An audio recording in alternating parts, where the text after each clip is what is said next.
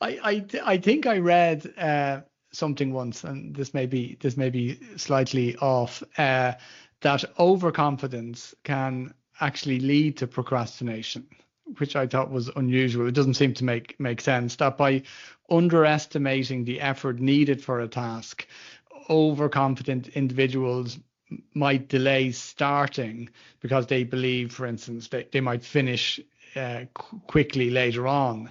Um, is that accurate? I'm not as familiar with that research. I mean, I think, more from a conceptual standpoint, that could be possible. I would see mm, it more that the overconfidence would be that somebody doesn't plan properly, and getting the mm, background stuff. They start on the task that they hit that bump in the road that they weren't counting on, that they hadn't planned for, and now they're going, oh, what do I do? Like mm. I'm stuck now. And so I think that may play into it, but I would still say that might, that's a contributing factor. It's not going to Yeah. cause somebody to procrastinate. It really still comes down to the fact that when they would procrastinate, um, you know, because something, takes longer than what they expected to or what have you, then yeah, it's Mm, because of the mm. emotions involved. So that sort of delaying the start of it, that's slightly different. Um, Yeah.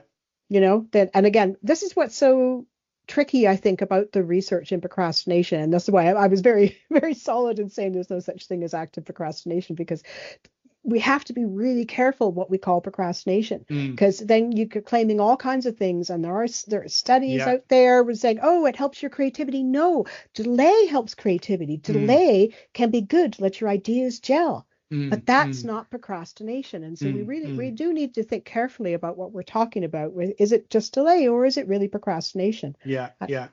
and that litmus test is the emotions. Do you have Mm, some unpleasant feelings in there about that mm. task?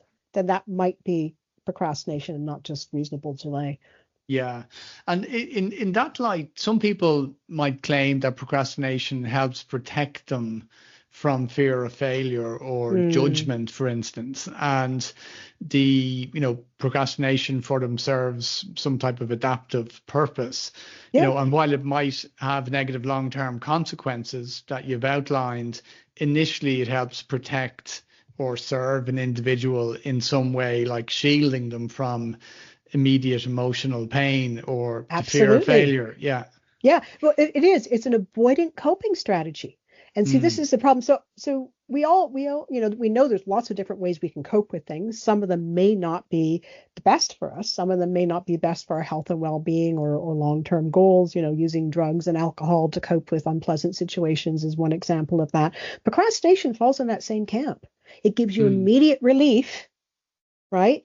But mm, you you're not dealing with those emotions, and so you're able to sort of put it back. But if you don't then come back and get on with it and you continue to procrastinate, what starts to happen? Well, those same emotions are still there. You haven't worked through them, and now they're likely to be amplified because now you're going to start ruminating about the fact that you haven't started and what's going to happen, what are people going to think, and all those sort of thoughts come into play.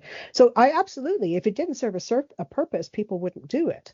mm. But the trick here is that it is a form of emotion regulation. It's just not a very adaptive or healthy one, Yes. right? Yes. It's Yeah. Yeah. right. We need to find healthier, more adaptive ways of coping with those unpleasant emotions and simply disengaging from the source of those emotions.